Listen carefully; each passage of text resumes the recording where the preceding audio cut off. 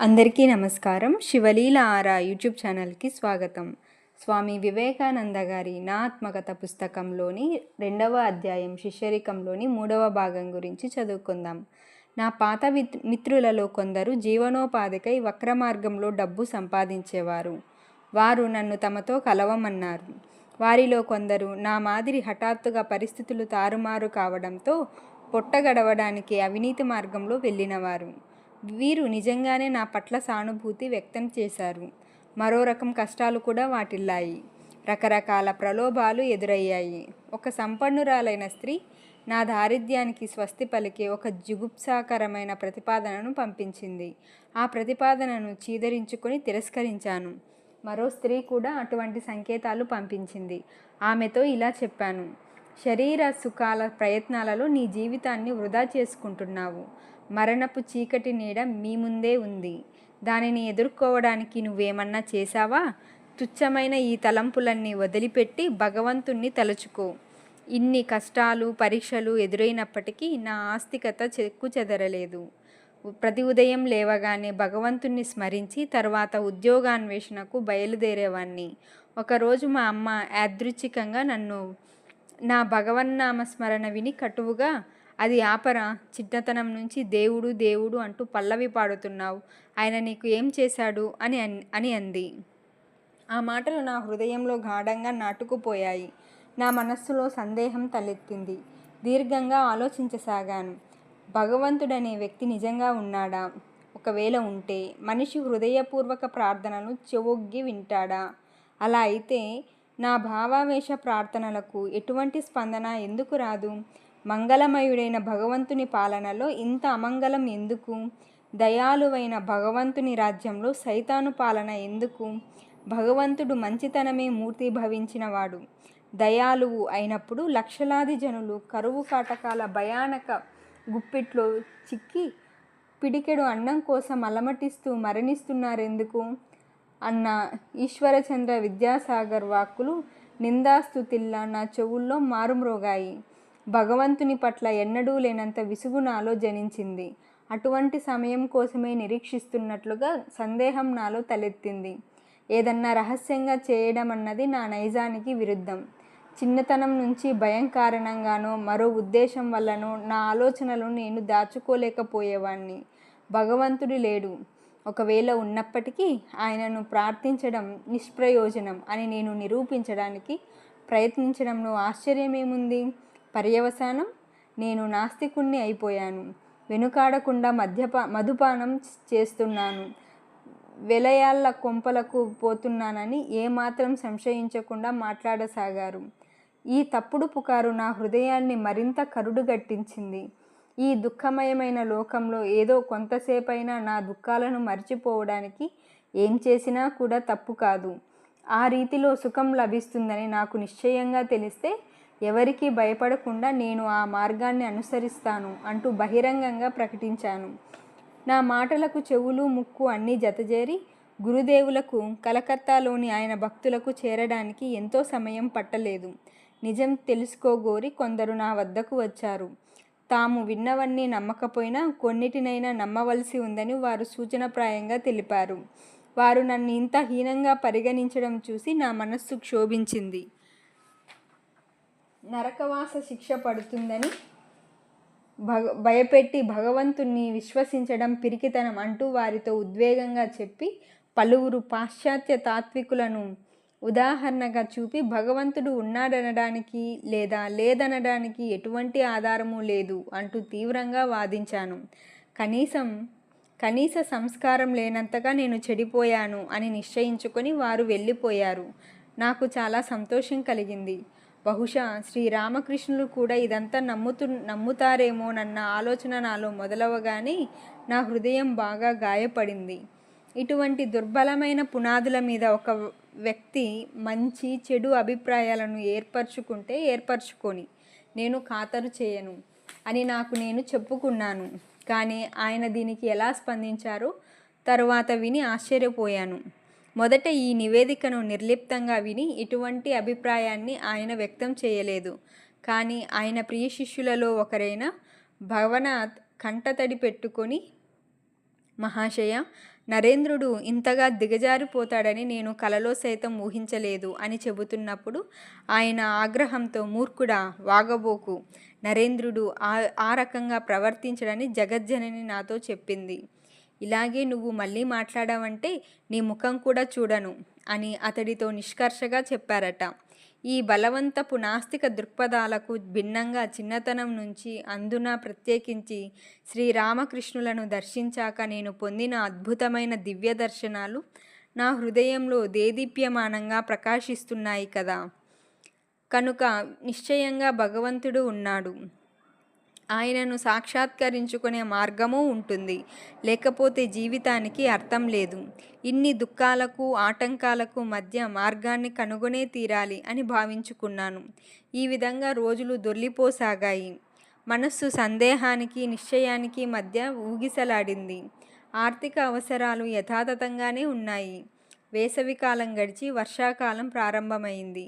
అప్పుడు యథాప్రకారం ఉద్యోగాన్వేషణ కొనసాగిస్తూ వచ్చాను. ఒకరోజు వర్షంలో బాగా తడిసిపోయి సాయంత్రం ఇంటికి తిరిగి వస్తున్నాను. కాళ్ళు బాగా అలసిపోయాయి. మనసు కూడా దానితో చేరిపోయింది. ఒక్క అడుగు కూడా ముందుకు వెయ్యలేని నిస్సత్తువ ఆవరించగానే పక్కనే ఉన్న ఒక ఇంటి అరుగు మీద కుప్పకూలిపోయాను. నాలో బాహ్యస్మృతి ఉందో లేదో చెప్పలేను. నా మనస్సును రకరకాల ఆలోచనలు క్రమ్మివేశాయి. వాటిని పారద్రోలి మనస్సును ఏదో ఒక విషయంలో ఏకాగ్రం చేయడానికి కూడా శక్తి లేకపోయింది. హఠాత్తుగా ఏదో ఒక దివ్యశక్తి నా ఆంతరికమైన తెరలను ఒకదాని వెంట ఒకటిగా తొలగించి వేస్తున్నట్లు అనిపించింది.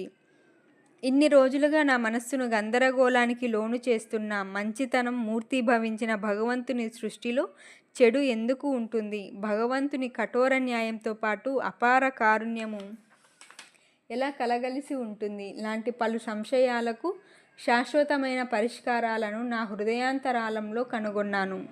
కట్టలు తెగిన ఆనందంతో లేచాను. శరీరంలో అలసట జాడమాత్రంగా కూడా లేదు. మనస్సు ఒక అద్భుతమైన శక్తితోనూ ప్రశాంతతతోనూ భాసించింది. అప్పుడు రాత్రి ముగిసి తెల్లవారబోతోంది. అప్పటి నుంచి లోకుల నిందాస్తుతులను త్రోసిరాజన్నాను. సాధారణమైన మనుషుల్లా డబ్బు సంపాదించడానికి, కుటుంబాన్ని పోషించడానికి, సుఖాలను అనుభవించడానికి నేను జన్మించలేదనే భావన నా మనస్సులో పాతుకుపోయింది. నా తాతల సర్వసంగ పరిత్యాగానికి నేను రహస్యంగా ఆయత్తమయ్యాను. అందుకోసం తేదీ కూడా నిర్ణయించుకున్నాను. కానీ ఆశ్చర్యం, అదే రోజు శ్రీరామకృష్ణులు కలకత్తాలో ఒక భక్తుని ఇంటిని పావనం చేయబోతున్నారని తెలియవచ్చింది. మంచిదే. గురువు దర్శనానంతరం శాశ్వతంగా సంసారాన్ని పరిత్యజించగోరాను. కానీ నేను ఆయనను కలుసుకోగానే ఆ రోజు రాత్రి తనతో దక్షిణేశ్వరంలో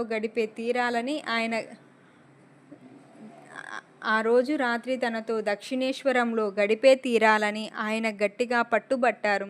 ఇక గత్యంతరం లేక ఆయనతో పాటు వెళ్ళాను. బండిలో పోతున్నప్పుడు కూడా ఆయన ముక్తసరిగానే మాట్లాడారు. దక్షిణేశ్వరం వెళ్ళాక కాసేపు ఇతరులతో పాటు ఆయన గదిలో కూర్చున్నాను. ఇంతలో శ్రీరామకృష్ణులకు పారవస్య స్థితి కలిగింది. అమాంతం అట్లే నా వైపుగా వచ్చారు. అమిత మార్దవంతో నన్ను స్పృశిస్తూ కళ్ళ వెంట నీరు ధారలగట్టగా, చెప్పగానూ లేము, చెప్పకుండానూ లేము, నమ్మలేకున్నాము పూర్తిగా ఓ రాధా, ఇప్పుడే నిన్ను కోల్పోనున్నామని అనే పాట పాడారు. హృదయంలో పొంగి పొరలుతున్న ఉద్వేగ ప్రవాహాన్ని ఇక అదుపు చేసుకోలేకపోయాను. ఆయన మాదిరి నా కళ్ళలోనూ నీరు ధార కట్టింది. అంతా ఆయనకు తెలిసిపోయిందని స్పష్టంగా నాకు అర్థమైంది. మా ఇద్దరి మధ్య ఏం జరుగుతోందో ఎవరికీ అంతుబట్టలేదు. శ్రీరామకృష్ణులు మామూలు స్థితికి వచ్చాక కొందరు విషయం ఏమిటి అని అడిగారు. ఆయన నర్మగర్భంగా నవ్వుతూ, ఓ అదా, అది మా ఇద్దరికీ సంబంధించింది అన్నారు. ఆ రాత్రి అందరూ సెలవు పుచ్చుకొని వెళ్ళిపోయాక నన్ను దగ్గరకు పిలిచి గద్గద స్వరంతో, నాకు తెలుసు నాయనా, నువ్వు జగజ్జనని కార్యం నిమిత్తమే వచ్చావని నాకు బాగా తెలుసు. నువ్వు లౌకిక జీవితం గడపలేవు. అయినప్పటికీ నేను జీవించి ఉన్నంత వరకు నా కోసం ఇంట్లోనే ఉండు అని చెబుతూ కన్నీరు మున్నీరైనారు. మర్నాడు ఆయన అనుమతితో నేను తిరిగి ఇంటికి వెళ్ళాను. కుటుంబ పోషణార్థం గురించిన 1000 ఆలోచనలు నా మనస్సును క్రమ్మివేశాయి. ఉద్యోగాన్వేషణ మళ్ళీ మొదలయింది. ఒక న్యాయవాది కార్యాలయంలో పనిచేస్తూ, కొన్ని పుస్తకాలను అనువదిస్తూ, ఏదో బొటాబొటిగా కుటుంబ ఖర్చులు వెళ్లదీయసాగాను. ఇది స్థిరమైన సంపాదన కాదు. మా అమ్మ, తమ్ముళ్లను పోషించడానికి అనువుగా నిర్ణీతమైన సంపాదన ఏదీ లేదు. ఒకరోజు శ్రీరామకృష్ణుల ప్రార్థనలను భగవంతుడు మన్నిస్తాడన్న భావన హఠాత్తుగా నా మనస్సులో మెదిలింది.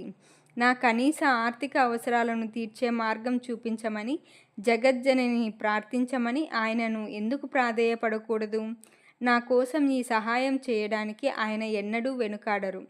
ఆదరాబాదరా దక్షిణేశ్వరం వెళ్ళి పస్తులుంటున్న నా కుటుంబం తరపున జగజ్జనని ప్రార్థించమని పట్టుబట్టాను. అందుకు ఆయన ఇలా అన్నారు: నాయనా, ఇలా నేను కోరగలనా? నువ్వే వెళ్ళి ఎందుకు ప్రార్థించకూడదు? కాళీమాతను అంగీకరించనందువలననే నీకు ఇన్ని బాధలు. వెంటనే నేను, ఆమె నాకు తెలియదు, నా కోసం మీరే ఆమెకు విన్నవించండి, విన్నవించే తీరాలి అని చెప్పాను. ఆయన మార్దవం ముట్టిపడే స్వరంలో ఇలా జవాబిచ్చారు: నాయనా, నేను పలుమార్లు ఆమెను ప్రార్థించాను. నువ్వు ఆమెను అంగీకరించనందువలన నా ప్రార్థనలను ఆమె మన్నించడం లేదు. పోనీలే, ఈరోజు మంగళవారం. రాత్రి కాళికాలయానికి వెళ్ళి సాష్టాంగపడి నీకు కావలసిన వరం కోరుకో. తప్పక దానిని ఆమె అనుగ్రహిస్తుంది. నా తల్లి జ్ఞానస్వరూపిణి, బ్రహ్మశక్తి. సంకల్పం మాత్రం చేతనే ఈ లోకాన్నంతా సృజించింది. అంతా ఆమె అధికారంలోనే ఉంది. ప్రగాఢ విశ్వాసంతో రాత్రి కోసం నిరీక్షించాను. దాదాపు 9 గంటలప్పుడు గురుదేవులు నన్ను ఆలయానికి వెళ్ళమన్నారు. అలా వెళ్తుండగానే ఒక రకమైన దివ్యోన్మన్మత్తత నన్ను ఆవహించింది. నా కాళ్ళు తడబడ్డాయి. జగజ్జనని నిజంగానే దర్శించబోతున్నాను, ఆమె పలుకులు వినబోతున్నాను అనే ఆనందంతో నా గుండె ఉరకలు వేయసాగింది. ఆ ఆలోచనలో మునిగిపోయి ఆలయంలో అడుగుపెట్టి దేవి విగ్రహం మీద దృష్టి నిలిపాను. మూర్తీభవించిన ప్రేమస్వరూపిణిగా, సాటిలేని సౌందర్యానికి ఆలవాలంగా, సజీవ చైతన్యమూర్తిగా ఆమె దర్శనమిచ్చింది. భక్తి ప్రేమలతో నా హృదయం పొంగి పొరలింది. మైమరిచి పదే పదే ఆమెకు ప్రణమిల్లి, తల్లి, నాకు వివేచన ప్రసాదించు, పరిత్యాగం అనుగ్రహించు, భక్తి జ్ఞానాలను ప్రసాదించు, సదా సర్వవేళలా నీ దర్శన భాగ్యం కలిగించు అంటూ ప్రార్థించాను. మనస్సు ప్రశాంతతను సంతరించుకుంది. లోకం పూర్తిగా మటుమాయమైంది. కాళీమాత మాత్రమే నా హృదయంలో ప్రకాశించింది. నేను తిరిగి రాగానే గురుదేవులు నీ దారిద్ర్యం అంతరించాలని జగజ్జనని వేడుకున్నావు కదూ అని ప్రశ్నించారు. ఈ ప్రశ్న విని నేను దిగ్భ్రాంతి చెందాను. లేదు మహాశయ, దాని గురించి పూర్తిగా మరచిపోయాను. అందుకు ఉపాయం ఇప్పుడు ఏదన్నా ఉందా అని అడిగాను. అప్పుడు ఆయన, మళ్ళీ వెళ్ళు, నీ కోరికను విన్నవించు అని చెప్పారు. నేను మళ్ళీ ఆలయానికి వెళ్ళాను. కానీ కాళీమాత సాన్నిధ్యంలోకి వెళ్ళగానే అంతా మరచిపోయాను. పదే పదే జగజ్జననికి ప్రణమిల్లి భక్తి జ్ఞానాలను అనుగ్రహించమని మాత్రమే ప్రార్థించాను. గురుదేవులు నేను తిరిగి రాగానే రెండవసారి నా ప్రయత్నం ఫలించిందా అని అడిగారు. ఏం జరిగిందో చెప్పాను. అప్పుడు ఆయన, ఎంత అప్రయోజకత్వం! కాసేపు నిన్ను నువ్వు అదుపులో ఉంచుకొని ఈ 4 మాటలు చెప్పలేకపోయావా? సరే, మళ్ళీ ఒకసారి ప్రయత్నించి ఆమెను ప్రార్థించు, త్వరగా వెళ్ళు అని చెప్పారు. 3వసారి వెళ్ళాను. కానీ ఆలయంలోకి ప్రవేశిస్తుండగానే విపరీతమైన సిగ్గు నన్ను ఆవహించింది. ఎంతటి అల్పమైన కోరిక కోసం జగజ్జనని ప్రార్థించడానికి వచ్చాను? దయాళువైన మహారాజును గుమ్మడికాయ కోరినట్లుగా ఉంది నా వ్యవహారం. నేనెంత మూర్ఖుణ్ణి అనుకున్నాను. సిగ్గుతోనూ పశ్చాత్తాపంతోనూ విధేయతతో జగజ్జనని ముందు మోకరిల్లి, తల్లి, నాకు మరేదీ వద్దు, విశుద్ధ భక్తి జ్ఞానాలు మాత్రమే ప్రసాదించు అని ప్రార్థించాను. ఆలయం నుంచి బయటకు రాగానే ఇదంతా గురుదేవుల సంకల్పంగా గ్రహించాను. లేకపోతే నా లక్ష్యంలో 3 సార్లు ఎలా భంగపడతాను? ఆయన వద్దకు తిరిగి వచ్చి ఇలా చెప్పాను: మహాశయ, మీరే నన్ను మంత్రముగ్ధుణ్ణి చేసి నన్నిలా మరపింపజేశారు. ఇప్పుడు దయచేసి దారిద్ర్య బాధ నుంచి నా కుటుంబాన్ని రక్షించే వరం మీరే అనుగ్రహించండి. అందుకు ఆయన ఇలా అన్నారు: అటువంటి ప్రార్థన ఎన్నడూ నా నోటి నుంచి రాదు. నిన్నే ప్రార్థించుకోమన్నాను కదా, కానీ నువ్వు ఆ పని చేయలేకపోయావు. నీ నుదుట ప్రాపంచిక సుఖాలు రాసినట్లు లేదు. బాగుంది. నేనేం చేయను? నేను ఆయనను అంత తేలికగా వదిలిపెడతానా? నా ప్రార్థనను అనుగ్రహించమని గట్టిగా పట్టుబట్టాను. చివరికి ఆయన సరే, ఇంట్లోని వారికి అత్యావశ్యకమైన అన్న వస్త్రాదులకు ఎటువంటి కొరత ఉండదు అని చెప్పారు. ఎన్నిసార్లు ఆయన నా కోసం జగజ్జనని ప్రార్థించారు. నా తండ్రి గతించాక ఇంట్లో తిండి లేక మా అమ్మ, తమ్ముళ్ళు, అక్కలు పస్తులుంటున్నప్పుడు నాకు ధనం ఇప్పించమని గురుదేవులు జగజ్జనని ప్రార్థించారు. కానీ నాకు కించిత్తు ధనం కూడా లభించలేదు. అతడికి సామాన్యమైన తిండి బట్టలు లభిస్తాయి, అన్నం పప్పు తింటాడు అని జగజ్జనని తనతో చెప్పిందని గురుదేవులు నాతో చెప్పారు. ఆయన నన్ను ఎంతో అభిమానించారు. అదే సమయంలో ఎప్పుడన్నా నాలో ఏదైనా చెడు భావన మెదిలితే దాన్ని ఆయన ఇట్టే పసిగట్టగలిగేవారు. అన్నదా గుహ అనే వ్యక్తితో తిరుగుతున్నప్పుడు కొన్ని సమయాలలో దుష్టుల సహవాసం అనివార్యమయ్యేది. ఆ సందర్భాలలో గురుదేవులు నా చేతి నుంచి ఏ ఆహారాన్ని తినలేకపోయేవారు. తినడానికి చెయ్యి కాస్త ఎత్తేవారు, కానీ చెయ్యి నోటిదాకా పోయేది కాదు. ఒక సందర్భంలో అనారోగ్యంగా ఉన్నప్పుడు చెయ్యిని ఆయన దాదాపు నోటిదాకా తీసుకువచ్చారు, కానీ లోపలికి పోలేదు. అప్పుడు ఆయన నాతో, నువ్వు ఇంకా సిద్ధం కాలేదు అని చెప్పారు. ఒకరోజు నేను పరిచయమైన రోజు నుంచి ఒకే తీరుగా నా పట్ల నమ్మకం వహించిన వ్యక్తి శ్రీరామకృష్ణులు ఒక్కరే. మా అమ్మ, సోదరులు కూడా ఈ కోవలోకి రారు. ఆయన నా పట్ల వహించిన నిస్సంకోచమైన నమ్మకం, ప్రేమ నన్ను ఆయనతో శాశ్వతంగా కట్టిపడేశాయి. ఇతరులను ఎలా ప్రేమించాలో ఆయనకొక్కరికే తెలుసు. స్వార్థ ప్రయోజనాల కోసం లౌకికులు ప్రేమ ప్రదర్శిస్తారు. కాళీమాతను, ఆమె విధానాలన్నింటినీ నేను ఎంతగా ద్వేషించేవాడినో, కాశీతత్వాన్ని అంగీకరింపకపోవడం అన్నది నా 6 ఏళ్ల పర్యంతమైన పోరాటానికి మూలం. కానీ చిట్టచివరికి నేను అంగీకరించవలసి వచ్చింది. శ్రీరామకృష్ణ పరమహంస ఆమెకు నన్ను అంకితం చేశారు. ఇప్పుడు నేను చేస్తున్న ప్రతి చిన్నదైన పనికి సైతం ఆమె మార్గదర్శకత్వం వహిస్తోందని, ఆమె సంకల్పించినదే నాతో చేయిస్తోందని నా ప్రగాఢ నమ్మకం. అయినప్పటికీ దీర్ఘకాలం పోరాడాను. నేను ఆయనను ప్రేమించాను. నన్ను పట్టి మెదలనీయకుండా చేసింది ఆ ప్రేమే. ఆయన అద్భుతమైన పావనతను చూశాను. ఆయన అపురూపమైన ప్రేమను చవిచూశాను. అప్పుడు ఆయన మహత్వం నాలో భాషించలేదు. అదంతా నా ఆత్మ సమర్పణానంతరమే సంఘటించింది.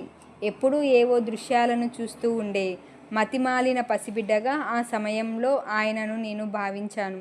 దాన్ని నేను గర్హించాను. ఆ తర్వాత నేను కాళీతత్వాన్ని అంగీకరించవలసి వచ్చింది. కాదు, నన్ను ఆ పనికి పురమాయించింది ఒక రహస్యం. అది నాతోనే అంతరించిపోవాలి. ఆ సమయంలో నేను ఎన్నో దౌర్భాగ్యాలను చవిచూశాను. అదొక సదవకాశం. ఆమె నన్ను తన దాసునిగా చేసుకుంది. మాటల్లో చెప్పాలంటే తవ దాసోహం. మరి శ్రీరామకృష్ణ పరమహంస నన్ను ఆమెకు అప్పగించి వేశారు. విచిత్రం, అలా చేశాక ఆయన 2 ఏళ్లు మాత్రమే జీవించారు.